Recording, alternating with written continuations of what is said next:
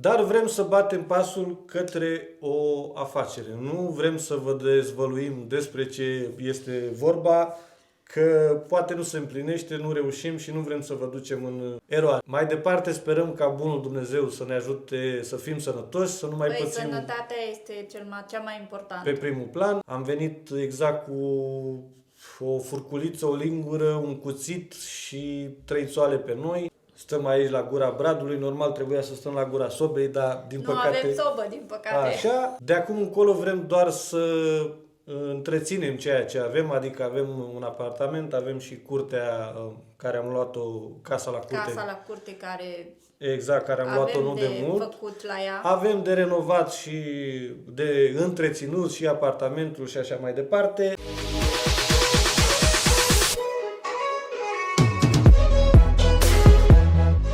Salutare și bine ați venit la un nou video. Salutare! Pe 2025, mai exact suntem în primele zile ale anului. Începem prin a vă spune la mulți ani de bobotează. La mulți ani! La mulți ani pentru toți ionii, pentru că mâine este Sfântul Ion. Astăzi a venit rândul să facem videoul cu planurile pentru 2025 și ce ne-a plăcut și... În 2024 și ce nu ne-a plăcut în 2024. Că mi-a luat-o înainte, urma să spun, dar a trecut peste mine. Pentru cei ce nu ne cunosc, eu sunt George. Iar eu sunt Alina. Respectiv Alina. Suntem în Italia nici mai mult, nici mai puțin de 7 ani, s-a împlinit ieri 4 ianuarie. 7 ani în cap de când suntem aici în Italia. Am venit prima dată la Alseno și sunt 6 ani de când stăm în apartament aici. O viață și cu bune și cu rele, cu greutăți, cu sacrificii, cu multă muncă, multă sudoare ca să ajungem în acest punct. Vorbim despre anul 2024, ce ne-a plăcut, ce nu ne-a plăcut, cât de satisfăcător a fost pe plan financiar și dacă s-a împlinit din ceea ce ne propusesem din noi. Visurile noastre. Nu știu dacă vă aduceți aminte că noi am făcut anul trecut un tablou cu fiecare cu ce și-a dorit. Exact, mai exact un dream board, ca să-i spun așa. Da. Adică l-avem aici lângă noi. Este al 3-lea an când folosim acest tablou. Am avut și realizări în decursul anului 2024, dar am avut și necazuri și neplăceri. Mai exact, până în data de... nu știu, nu mai mi-aduc aminte exact, vreo 12 octombrie, au mers, să zicem așa, toate bune strună, și frumoase, toate bune da. și frumoase. Bineînțeles, în afara faptului că aveam problema cu boala mamei care o știați de 2 ani de zile aproape, ne luptam cu această situație și eram cumva în stand-by, în așteptarea aceea la faptului ce s-a întâmplat cu decesul. Dar era toate, să zicem așa, un pic roz și mergeam înainte cât de cât o viață normală. Am reușit să atingem 2 scopuri din ceea ce ne propusesem anul trecut, în luna ianuarie, când a început 2024, după care imediat vorbim despre aceste 2 scopuri care le-am atins, după care în luna octombrie, mai exact pe 12, a urmat operația mea de... Operația ta de hernie de ombilicară. Da, după care, după operație a mai trecut undeva la o lună de zile și a venit decesul mamei, din păcate, Dumnezeu să o odihnească acolo unde este. La 2 săptămâni după ce am trecut de această perioadă grea a vieții noastre, s-a întâmplat că am mers să petrecem ziua Izabelei de 15 ani, să o aniversăm, aniversarea așa, ei când venea să o festegem, dar nu mai venea în română. S-a întâmplat să-mi rup piciorul. După ce am ieșit de la pizzerie, ați văzut clipul care sunteți mai vechi pe canal, am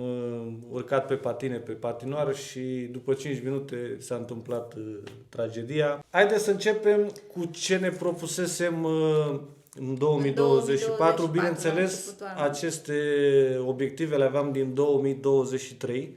Puse pe acest Dream Board. Nu s-a realizat în 2023, nici în 2024 nu s-au realizat. Sau nu, stai că greșesc. Cred că în 2022 am făcut prima dată, ianuarie 2022, ianuarie 2020, nu, 2023, 2024 și ăsta este al 3-lea an. Da, exact. Așa este. Nu mă încurc în date, dar oricum suntem aici. Avem aici Dreamboard-ul despre care vă vorbeam. În septembrie, imediat după vacanța care am fost în România, am reușit să ne cumpărăm cea de-a doua casă, care o aveam pus aici, mai exact Plan. casa la curte. Nu este atât de mare cum se vede în poză casa, dar este ceea ce ne-am dorit noi și suntem mulțumiți de ceea ce am obținut. Deci, unul din obiective este bifat, casa la curte, am obținut-o. Mai departe avem nevoie din nou de acest Dreamboard. Al doilea obiectiv care am reușit să-l atingem la scurt timp după casă, cred că la 2 săptămâni, Cam așa, da. a fost mașina Alinei, care și-o pusese în plan să și-o schimbe de 2 ani de zile. Vă aduceți aminte că aveam o Lancia Musa. Nu este mașina din poză, un Fiat Punto, cred că un Fiat Punto este în poză aici. Este mai exact Un Renault Clio. Cei mai vechi pe canal știți mașina. După aceste două realizări au început să vină și problemele. Vrem să ne aducem aminte de anul 2024 pentru realizările care le-am făcut, că nu a fost chiar un an rău, dar spre final s-a terminat cu aceste mici neplăceri, ca să le spunem așa. M-am operat piciorul, decesul mamei și așa mai departe. Sunt lucruri de care nu vrem să mai avem parte. În primul rând de picioare rupte, operații și așa mai departe. Decesul mamei n-avem cum să-l uităm, pentru că ăla rămâne pe viață în amintirea noastră și ea de fapt rămâne pe viață în amintirea noastră. Așa că o parte din 2024 am vrea să-l dăm uitării definitiv, să nu ne mai aducem cea cu partea care mai jumătate urâtă, de an, da. Mai departe, ne mai rămân 8 obiective din cele 10 care le avem pe acest Dreamboard și mai exact, să mergem mai departe cu YouTube-ul care îl avem aici. Am slăbitul meu care în mare parte așa am realizat să slăbesc. Da, tu ai realizat, da. Exact, dar nu dau jos poza pentru că încă sunt în progres și vreau să merg cât mai departe cu slăbitul. Mai avem aici slăbitul Izabelei, care și ea se luptă, e spre bine, dar ușor, ușor merge mai spre bine. Avem dinții Alinei, care... Da, care deocamdată o parte am făcut din ei, dar o parte mai lucrăm. Mai avem de așteptat pentru că nu se putea în 2024 să luăm și casă și mașină. Și mașină, să facem și dinții pentru că am zis mai bine aștept eu cu dinții și facem celelalte care sunt mai importante. Practic era mai importantă sănătatea cu dinții decât mașina, să zicem așa. Dar știți cum e omul. Pe o parte am și frică să merg la dentist ca să-mi pun implanturile. Așa, și s-a preferat să se cheltuie mai mulți bani cu mașină decât cu dinți, dar în fine, asta e. Aici la dinți eram și eu, dar deocamdată eu nu merg de frică. Dar până o să fiu încolțit, că nu se poate să stau așa la nesfârșit. Mai departe, avem aici în plan o afacere, care nu neapărat că am vrut să o atingem acest lucru în 2024, dar am pus-o aici ca și plan de viitor. Nu am reușit în 2024, o lăsăm aici pentru 2025, poate cine știe se leagă ceva se împlinește și acest vis. Exact. Mai departe, avem visul american. Visul Izabelei. Exact, de a vizita America și mai exact New Yorkul. A devenit din ce în ce mai ușor, pentru că de anul acesta se dă drumul la vize, adică să obții viza mult mai repede pentru America online. Dar este problema banilor, pentru că să faci o săptămână în New York în 3 persoane îți trebuie cel puțin 6-7 mii de euro pentru această vacanță. Zic așa, fără lăfăială, fără hotel, zbor și să vizitezi normal. Dar visul american al Izabelei îl lăsăm aici pentru că, cine știe, poate câștigăm la loto peste noapte și reușim. Și ajungem. Mult mai repede decât ne dorim sau sperăm. Altceva, mai avem aici o autorulătă, o poză, să călătorim mai mult. Anul 2024 am avut aceste obiective care erau primare, ca să zic așa, casa și mașina, care au fost destul de costisitoare. Am călătorit noi ceva, dar nu de ajuns. Îl lăsăm aici pentru că Nu vrem se știe. tot timpul să călătorim. Da. Nu vrem să stăm acasă, cu toate că avem 2 case și trebuie să circulăm de la una la alta și serviciuri și așa mai departe, dar cu toate astea vrem să călătorim cât mai mult. Nu în ultimul rând este aici o poză cu schimbarea serviciului Locului de muncă, da, al care Alinei. pusesem eu.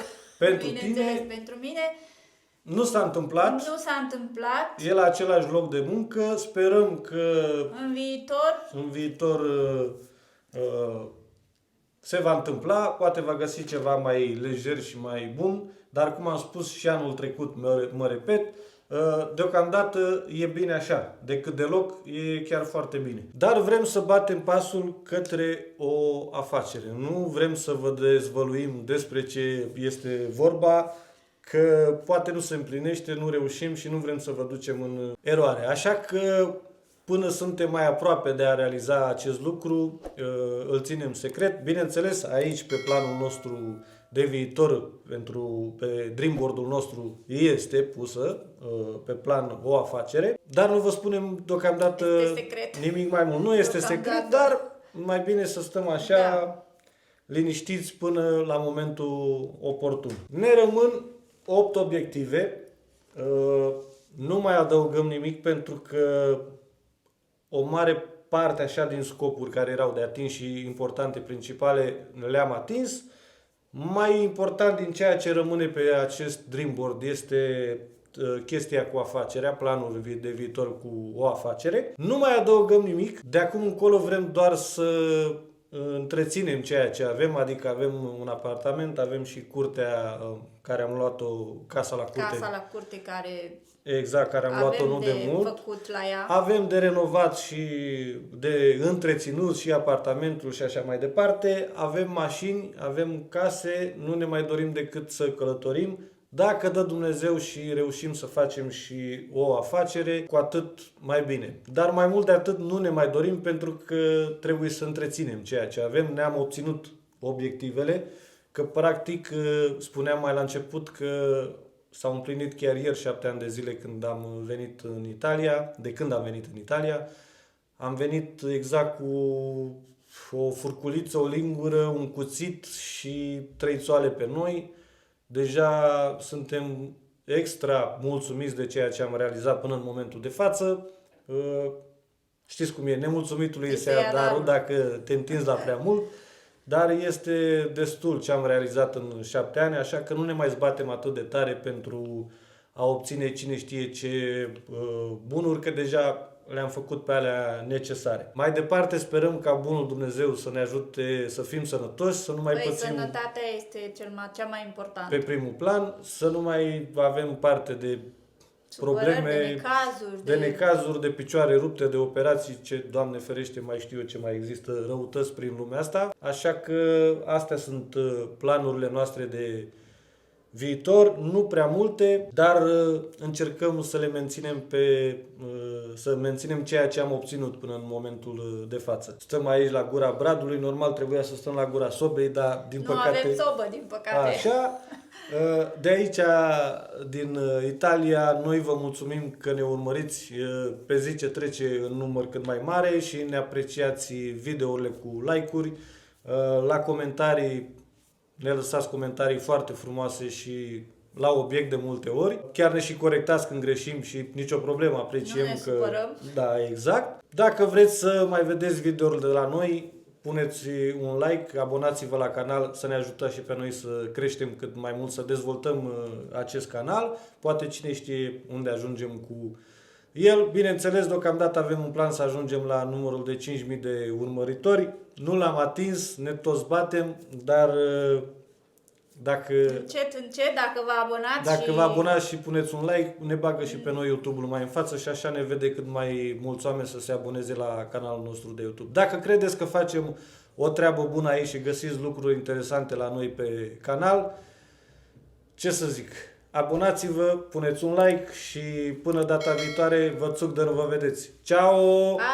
Și un an 2025 plin de împliniri și de bucurii vă dorim.